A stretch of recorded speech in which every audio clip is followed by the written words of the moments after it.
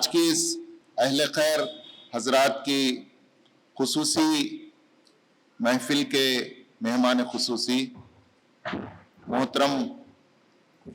Engineer Abdul Jabbar Siddiqui صاحب، secretary زکوٰۃ centre of India, اور ڈائس پر تشریف فرما زکوٰۃ centre India unit advisory council Bidar کے ممبران اور تمام مدعوین، السلام علیکم ورحمۃ اللہ وبرکاتہ۔ کلام پاک کے 29ویں پارے کی دوسری سورت میں اللہ تعالیٰ فرماتا ہے وَمَا أُمِرُوا إِلَّا لِيَعْبُدُوا اللَّهَ مُخْلِصِينَ لَهُ الدِّينَ حُنَفَاءَ وَيُقِيمُوا الصَّلَاةَ وَيُؤْتُوا الزَّكَاةَ وَذَلِكَ دِينُ الْقَيِّمَةِ۔ اے لوگوں، تمہیں حکم نہیں دیا گیا ہے مگر صرف اس کے سوا کہ تم نماز قائم کرو اور زکوٰۃ دو، یعنی اللہ کا حق ادا کرو اور اللہ کے بندوں کا حق ادا کرو۔ وَذَلِكَ دِينُ الْقَيِّمَةِ، یہی ایک کھڑے ہوا محسوس ہونے والا اور زندہ اور متحرک دین ہے۔ دین کا جو انقلابی اور متحرک تصور ہے وہ اللہ کا حق ادا کرنے اور اللہ کے بندوں کا حق ادا کرنے سے ظاہر ہوتا ہے کہ یہاں دین موجود ہے، وہ اپنے مقاصد کو پورا کر رہا ہے۔ اللہ کے حق کے لیے اس آیت میں جو مرکزی عبادت بتائی گئی ہے وہ نماز کا ذکر ہے۔ آپ دیکھ جائیے، نماز الحمدللہ آج مسلم معاشرے میں انسٹیٹیوٹ کی حیثیت رکھتی ہے۔ مسجد ہے، میناروں سے اذانیں ہوتی ہیں، ممبروں سے خطبے ہوتے ہیں، لوگ جوق در جوق اپنے وقت پر آتے ہیں، اپنا فرض ادا کرتے ہیں اور پھر چلے جاتے ہیں۔ دنیا اسے دیکھ رہی ہے۔ اسی نماز کو جمعہ کے موقع پر آپ دیکھیں، اسی اجتماع کو آپ عیدین کے موقع پر دیکھیں تو آپ کو اندازہ ہوگا کہ اتنے الحاد اور لادینیت کے باوجود اس سرزمین کے اوپر حقیقی خدا جس شان کے ساتھ پوجا جا رہا ہے، آج کسی اور کی بندگی نہیں کی جا رہی۔ مائنارٹی میں ہیں لیکن جمعہ پڑھ کر جب نکلتے ہیں اور جمعہ کے لیے جمع ہوتے ہیں اور عیدین کے لیے جمع ہوتے ہیں تو ایسا معلوم ہوتا ہے کہ حقیقی معنوں میں جو حقیقی خدا ہے، ایک اللہ ہے، واحد کی عبادت جس شان کے ساتھ کی جا رہی ہے وہ میجارٹی بھی اس کا مظاہرہ نہیں کر سکتی۔ یہی معاملہ رمضان کے روزوں کا ہے۔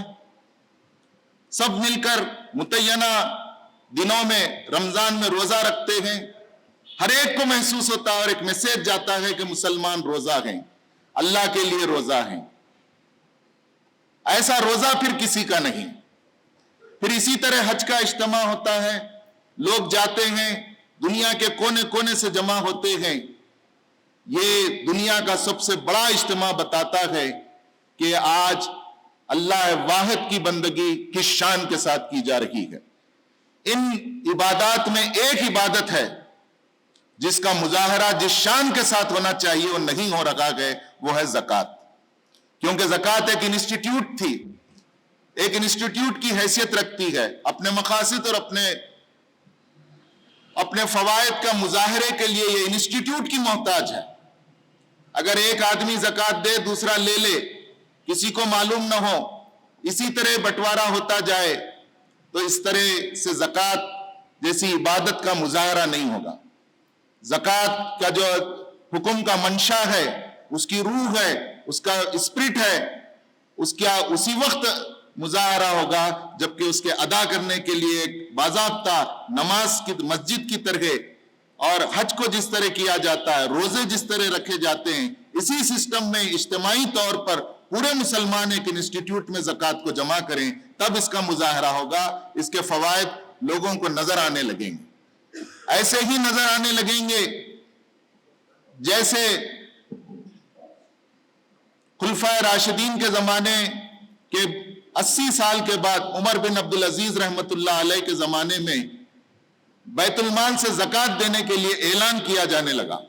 کہ کوئی ہے زکوٰۃ لینے والا۔ محترم حضرات، اسلام ایک ایسی سوسائٹی بنانا چاہتا ہے جو خوشحال ہو، جو اپر ہینڈ ہو، جو دینے والوں کی ہو، لینے والوں کی نہیں، غریبوں کی نہیں۔ ہم دیکھیں گے کہ مائنارٹی میں ہم ہیں، لیکن غربا اور مساکین جگہ جگہ مسلمانوں کے ہم کو مل جائیں گے، اور مسلمانوں کی معاشی حالت زکوٰۃ کا ایک باضابطہ انسٹیٹیوٹ اور اللہ اور اس کے رسول کے بتائے ہوئے طریقے پر ادا نہ ہونے کی وجہ سے وہ غربت کا خاتمہ نہیں ہو رہا ہے۔ آج بیزار ہیں دینے والے کہ جو آتا ہے، جتنا اللہ ہے، جتنا اسے ڈراتا ہے، جتنا ان کے پاس لوگ جاتے ہیں منگنے کے لیے انہیں دے دیتے ہیں۔ انہیں یہ سمجھ میں نہیں آ رہا کہ کسے دیں اور کسے نہ دیں، فیصلہ ایک فرد نہیں کر سکتا، اس کے لیے ایک انسٹیٹیوٹ چاہیے۔ یہی دیرینہ ہر صاحب نصاب کی خواہش ہے، اور اسی دیرینہ خواہش کی تکمیل جماعت اسلامی ہند نے زکوٰۃ سینٹر آف انڈیا ایک رجسٹرڈ ٹرسٹ قائم کر کے مسلمانوں کے لیے ایک سماجی اور ثقافتی اور معاشی تنظیم کھڑا کر دی ہے، جس تنظیم کی عین یہ ملت ضرورت مند تھی۔ الحمدللہ زکوٰۃ دینے والے بہت ہیں، آپ سب ہم سب اہل خیر میں سے ہیں، صاحب نصاب ہیں۔ ہمارا صاحب نصاب ہونا، ہمارا اہل خیر ہونا ہمیں مبارک ہو۔ جس طرح ایک آدمی پین نمبر رکھتا ہے اور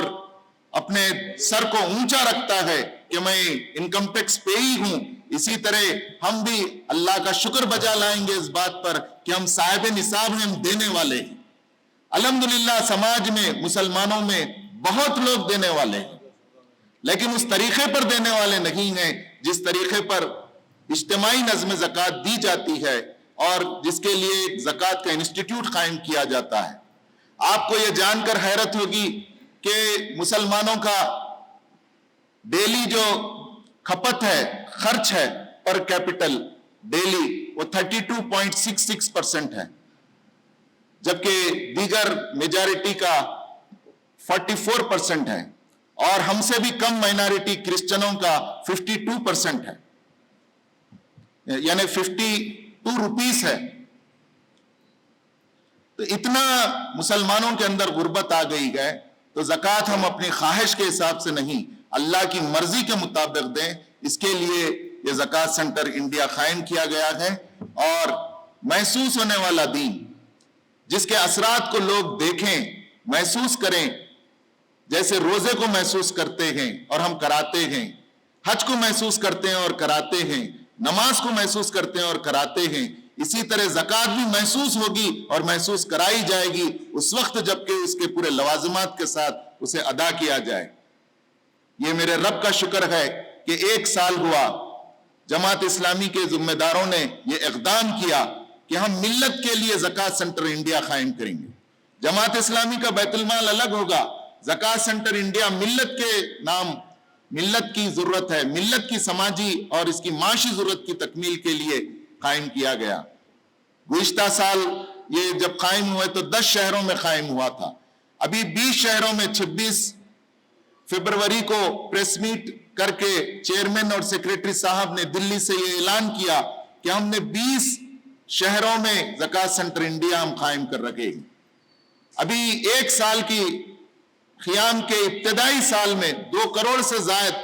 پیسے جمع ہوئے اور امداد کی گئی، اور امداد اس طرح کی گئی کہ 1000 سے زائد لوگوں کی روٹی روزی اور مواسات کا انتظام ہوا، 500 سے زائد لوگوں کی تعلیمی اور کاروباری اور معاشی ضرورتیں پوری کی گئیں۔ انشاءاللہ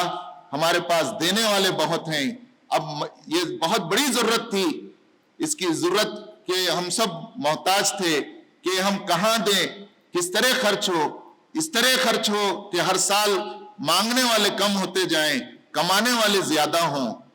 دینے والے